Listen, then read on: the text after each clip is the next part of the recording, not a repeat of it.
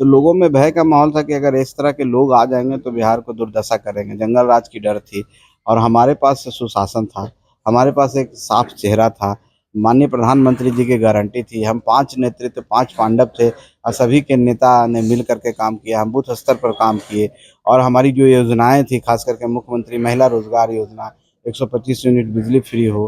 आप पहले तो ये वोटर लिस्ट में कहें कि गड़बड़ी है, वो ठीक हो गया तो चुप हो गए, तो आप वोट चोरी की बात करेंगे, ईवीएम गड़बड़ है। इतने सालों से चुनाव हो रहा है ईवीएम से और ऐसी बात नहीं है कि वो विपक्ष के लोगों को सरकार नहीं बनी है, यही ईवीएम दूसरे राज्यों में सरकार बनाया है। देखिए इसका फैसला जब गठबंधन के साथियों के साथ बैठकें होगी, विधायक जो नए चुन के आए हैं उनके साथ जब विधायक दल का बैठक होगी, उसमें कोई नेता चुने जाएँगे, तो नेता जो चुने जाएँगे वही मुख्यमंत्री बनते हैं। तो ये तो माननीय विधायकों को फैसला करना है, गठबंधन के नेताओं को फैसला करना है। हम पहले वातावरण नहीं था, पहले भय का माहौल था। अब हमने 20 सालों में वातावरण बनाया, इंफ्रास्ट्रक्चर को दुरुस्त किया और अब एक वातावरण बन गया, इंफ्रास्ट्रक्चर बन गया है, तो अब बारी है कि एक गारंटी की।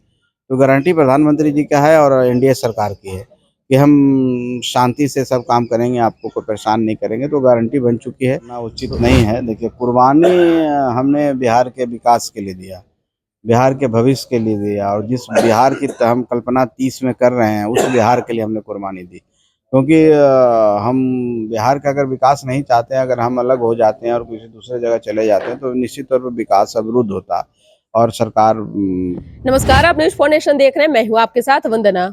2025 का विधानसभा चुनाव काफी दिलचस्प रहा। एक और जहां महागठबंधन वर्सेस एनडीए की लड़ाई में एनडीए प्रचंड बहुमत से जीत दर्ज की। हालांकि महागठबंधन इतने पीछे रह जाएगी कभी कोई सोचा भी नहीं था। आखिरकार जीत का कारण क्या है? लोग के मन में बहुत सारे प्रश्न उठ रहे हैं, कई सारे सवाल हैं। हमारे साथ बात करने के लिए हैं हम पार्टी के राष्ट्रीय अध्यक्ष और बिहार सरकार में मंत्री संतोष कुमार सुमन। अब तो जो होना था हो चुका, लेकिन ऐसे कैसे हो गया, लोग ये जानना चाह रहे हैं। ऐसे होना ही था, ऐसे कैसे के क्या मतलब है, यही होना ही था। अब देखिए दूसरी तरफ डर का माहौल था, विपक्ष कोई मुद्दा नहीं था, सिर्फ अराजकता फैला रहे थे। हर क्षेत्र में आप सुने होंगे कहीं मारपीट हो रही है, कहीं कुछ हो रहा है।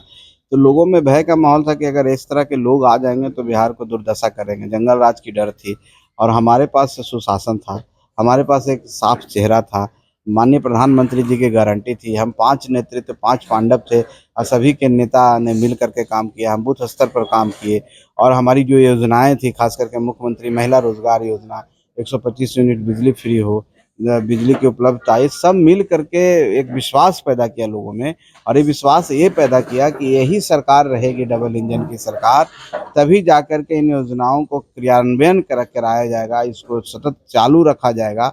और जनता ने इस पर विश्वास करके हम सबको वोट दिया और वोट उत्साह से दिया, क्योंकि परसेंटेज बढ़ा, वोटिंग परसेंट। ये लोकतंत्र की जीत है और जनता की जीत है और ये होना ही था। लोकतंत्र की जीत है, जनता की जीत है कि आप लोग वोट चोरी किए हैं। ईवीएम पर भी सवाल लोग उठा रहे हैं, कह रहे हैं कि इस बार जो ज्ञानेश जीते हैं, चुनाव आयोग के जो सर्वोपरि जो होते हैं वो थे, उन्होंने ही कुछ ऐसा रचा जो एनडीए के पक्ष में लहर उठी। ये विपक्ष का कहना है, क्या जवाब देंगे? अब देखिए हारने वाले कुछ बोलेंगे, उनको नोटिस नहीं लेना है, बेचारे भोले भाले हैं, अभी अनुभव की कमी है और इतने दिन से राजनीति कर रहे हैं, लेकिन अनुभव अभी परिपक्वता नहीं आई है, अभी सीखने की ज़रूरत है। आप पहले तो ये वोटर लिस्ट में कहें कि गड़बड़ी है, वो ठीक हो गया तो चुप हो गए, तो आप वोट चोरी की बात करेंगे, ईवीएम गड़बड़ है। इतने सालों से चुनाव हो रहा है ईवीएम से और ऐसी बात नहीं है कि वो विपक्ष के लोगों को सरकार नहीं बनी है, यही ईवीएम दूसरे राज्यों में सरकार बनाया है, यही ईवीएम बंगाल में सरकार बनाता है, उनकी सरकार है। तो हम समझते हैं कि वहाँ पर वोट चोरी नहीं होता है। अगर वोट चोरी करना हो तो हम सब जगह कर लें। तो ये सब सिर्फ बहानेबाजी है। आपको जिम्मेवार होना होगा। अगर आप विपक्ष के नेता हैं तो आपको जिम्मेवारी लेनी होगी और खुल के आना चाहिए, बोलना चाहिए कि जनादेश जो आया है, जनता का जो आदेश आया, जनता ने जो फैसला किया उसको हम स्वीकार करते हैं। अपनी गलतियों से हम सीखेंगे, उसकी समीक्षा करेंगे, उसमें सुधार करेंगे। तो वोट चोरी के बहाना बना देता है। ऐसे जब तक करते रहेंगे तब तक उनकी स्थिति ऐसी रहेगी, दुर्दशा ऐसी होगी, कोई सुधार नहीं होने वाला। कई बाहुबली मैदान में आए, कई बाहुबलियों का लॉटरी लग गया, कई जो है उनको भी जनता ने जो है रफा दफा कर दिया। क्या कहेंगे, आगे आने वाले समय में एक सबक भी मिली है आप लोगों को? देखिए स्वस्थ राजनीति होनी चाहिए, मुद्दों की राजनीति होनी चाहिए, विकास की राजनीति होनी चाहिए और कोई बाहुबल का यहाँ पर कोई स्थान नहीं है, चाहे किसी पार्टी से हो। हम समझते हैं कि अच्छे लोगों को आना चाहिए राजनीति में और ये जनता की जीत है। जनता ने सबको वोट दिया, एनडीए को वोट दिया और एनडीए को जब वोट दिया तो कैंडिडेट तो लोकल स्तर पर होते ही हैं, उनका प्रभाव होता ही है, लेकिन ओवर ओवर द लार्ज जिसको हम कहते हैं 80% 70% एनडीए को लोगों ने वोट दिया है और माननीय नीतीश कुमार जी के चेहरे पर विश्वास जताया, माननीय प्रधानमंत्री जी के चेहरे पर विश्वास जताया। तो वो सब कोई मामला नहीं है और कोई कुछ लोग अगर जीत के भी आए हैं हमारे गठबंधन से, तो उनका कोई उस तरह के सरकार के कार्य में कोई रोल नहीं रहेगा, कोई हस्तक्षेप नहीं रहेगा। एक निश्चित तौर पे आपने चेहरे की बात की, सीएम चेहरे को लेकर भी कई अब सवाल उठ रहे हैं। क्या एनडीए में फिर से नीतीश कुमार मुख्यमंत्री बने रहेंगे या फिर कोई आप लोग का कोई अगला कोई और कदम? देखिए इसका फैसला जब गठबंधन के साथियों के साथ बैठकें होगी, विधायक जो नए चुन के आए हैं उनके साथ जब विधायक दल का बैठक होगी, उसमें कोई नेता चुने जाएंगे, तो नेता जो चुने जाएंगे वही मुख्यमंत्री बनते हैं। तो ये तो माननीय विधायकों को फैसला करना है, गठबंधन के नेताओं को फैसला करना है। और जैसा कि हमको जानकारी और हमें मेरा ऐसा मानना है कि जब उनके चेहरे किसी के चेहरे पर हम जीत के आए हैं, माननीय मुख्यमंत्री जी के चेहरे पर जीत के आए हैं, तो स्वाभाविक तौर पर वो माननीय विधायक उन्हीं के चेहरे को पसंद करेगा, उन्हीं के ऊपर मुहर लगाएगा। तो इसमें कहीं पर कोई इफ वट नहीं लगता है। अगले सीएम के रूप में पुनः माननीय नीतीश कुमार जी चुने जाएंगे। हारे हुए प्रत्याशियों को लेकर के क्या आपके मन में अभी भी ये सवाल है? क्योंकि मेहनत सभी जगह जगह पे जो है एनडीए के नेताओं ने की, प्रधानमंत्री नरेंद्र मोदी हो या अमित शाह हो या फिर जेपी नड्डा हो या फिर जीतन राम मांझी हो, कोई भी हो, मेहनत सभी लोगों ने किया, लेकिन क्या चूक रही, क्या आप मानते हैं इसको? देखिए लोकल स्तर पर कुछ चूक होती है और खेल जब खेलते हैं हम लोग, दो प्रतिद्वंदी दोनों एक जैसे होते हैं, तो एट ए टाइम उस मोमेंट में कुछ ऐसी गलतियां, कुछ ऐसे मिस्टेक होती हैं जिस कारण से हम, जैसे क्रिकेट के ग्राउंड में अगर किसी का एक कैच छोड़ दिए तो आपको नुकसान करेगा, उसी तरह से बात होती है। इसकी समीक्षा की जाएगी, विवेचना की जाएगी और हम लोग तो आशान्वित थे कि 6 के 6 सीट जीतेंगे और हम लोग एकदम चुनाव के बाद और आशान्वित हो गए कि हम जनता ने मुहर लगा दिया है। लेकिन दुर्भाग्य है और जनता का आदेश है, इस पर तो समीक्षा करके ही पता चलेगा कि क्या स्थितियां हुई हैं, ये कौन सी ऐसी परिस्थितियां हुई जिसके कारण हम 2000 वोटों से पीछे रह गए।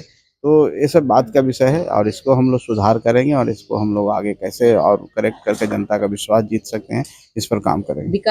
विकास को ही बिहार की जनता ने चुना, यही कारण है कि नीतीश कुमार का जो विचारधारा रहा, जो उनका सिद्धांत रहा, लोगों को बहुत पसंद आया। आगे आप देखे होंगे कि बेरोजगारी एक ऐसा मुद्दा बिहार का है जो कि कोई भी नई पार्टियां अगर बिहार में आती है या फिर जो पुराने पार्टी हैं वो भी बेरोजगारी का ही मुद्दा लेकर के आगे आते हैं। आगे इन चीजों को कैसे आप लोग ध्वस्त करेंगे? क्या बिहार के अभी भी लोग जो है पलायन बाहर करेंगे या फिर बिहार में भी कुछ उन लोगों के लिए रोजी रोजगार? देखिए दो तीन चीजें हैं। एक तो है कि आप एक बड़ा सेक्टर है उद्योग का, इंडस्ट्रियलाइजेशन जिसको कहते हैं। जब बाहर से इंडस्ट्रियां बिहार में आएगी, बिहार में देखिए हम पहले वातावरण नहीं था, पहले भय का माहौल था। अब हमने 20 सालों में वातावरण बनाया, इंफ्रास्ट्रक्चर को दुरुस्त किया और अब एक वातावरण बन गया, इंफ्रास्ट्रक्चर बन गया है। तब बारी है कि एक गारंटी की, तो गारंटी प्रधानमंत्री जी का है और एनडीए सरकार की है कि हम शांति से सब काम करेंगे, आपको कोई परेशान नहीं करेंगे। तो गारंटी बन चुकी है। तो ये जो कार्यकाल रहेगा 5 साल का, इसमें औद्योगिक क्रांति आएगी, इंडस्ट्रियलाइजेशन जिसको कहते हैं वो होंगे और आईटी सेक्टर में हम काम करेंगे, डिजिटल बिहार बनाने की बात करेंगे। तो सबसे ज़्यादा पोटेंशियल है रोज़गार देने की, तो निश्चित तौर पर उससे रोज़गार होगा। और दूसरी बात है कि माननीय मुख्यमंत्री जी ने हर घर में एक उद्यमी बनाने का जो निर्णय लिया है महिला रोजगार योजना के तहत, वो भी हम अच्छे तरीके से चलाएंगे और आने वाला 5 साल में आप देखेंगे कि बिहार दूसरे मोड में रहेगा, ये विकसित राज्यों में शामिल हो जाएगा, उद्योग धंधे खुल जाएंगे, डिजिटल इंडिया आईटी हब बनेगा और हर हर घर में एक रोज़गार, हमारी बहनें, हमारी माता बनेगी और वो दूसरों को रोज़गार देगी। तो प्लान जैसी चीज़ ख़त्म हो जाएगा बिहार से। हम ये नहीं कह रहे हैं कि 100% ही ख़त्म होगा, लेकिन हम इसको बहुत हद तक ख़त्म कर देने की कोशिश करेंगे और अगले 5 साल जब 30 में हम चुनाव लड़ने जाएंगे तो एक दूसरा बिहार को हमारे स्वरूप है, हम लोग को विज़न है और हम लोग देख रहे हैं कि 30 का बिहार एक विकसित बिहार होगा। एक सवाल, अंतिम सवाल है कि जिस तरह से जीतन राम मांझी का कहना था कि हम विधानसभा 2025 के विधानसभा चुनाव में हम 40 सीट पर चुनाव लड़ेंगे, फिर 20 पर आए, 20 के बाद 6 पर आप लोगों को एनडीए की ओर से दिया गया। जो कुर्बानी हिंदुस्तानी अवाम मोर्चा सेकुलर ने किया, ये कुर्बानी क्या कुछ और ये लाभान्वित करेगा, या फिर यूं कहें कि आप लोग किसी दूसरे के लिए अपना नाखून कटाते ही रहेंगे, या मंत्रिमंडल में भी आप लोगों की जगह ज्यादा होगी, एमएलसी का भी जो है वो उस पर भी आप लोग कुछ दावेदारी करेंगे? देखिए, वो तो विषय है, उस विषय पर चर्चा अभी करना उचित नहीं है। देखिए, कुर्बानी हमने बिहार के विकास के लिए दिया, बिहार के भविष्य के लिए दिया, और जिस बिहार की हम कल्पना 30 में कर रहे हैं, उस बिहार के लिए हमने कुर्बानी दी। क्योंकि हम बिहार का अगर विकास नहीं चाहते हैं, अगर हम अलग हो जाते हैं और किसी दूसरे जगह चले जाते हैं, तो निश्चित तौर पर विकास अवरुद्ध होता और सरकार बनने में दिक्कत होती। तो हम लोग बिहार के विकास के लिए बात किए हैं, और ये कोई मुद्दा नहीं है कि उसके लिए हम लोग कोई बार्गेन करें, उसके लिए हम लोग कोई सरकार को फसीहत में डालें किसी का। हम लोग बहुत शांति से रहने वाले हैं और अपना काम करने वाले हैं, जनता के बीच में रहने वाले हैं। और हम समझते हैं कि जब हमने कोई बात रखी है, जब कोई बात की है, किसी की बात मानी है, तो निश्चित तौर पर सब लोग सबको सामंजस्य करने की कोशिश करेंगे, सबको सम्मानजनक तरीके से रखने की कोशिश करेंगे, तो उसमें कहीं पर कोई दिक्कत नहीं है। बहुत बहुत शुक्रिया बात करने के लिए। तो ये थे हम पार्टी के राष्ट्रीय अध्यक्ष डॉक्टर संतोष कुमार सुमन, जिनसे हमारी बातचीत हो रही थी। कई सवाल हमने इनसे किए हैं। आप इनके बातों से संतुष्ट हैं या नहीं, कमेंट बॉक्स में जाकर के अपना ओपिनियन जरूर दीजिएगा। धन्यवाद।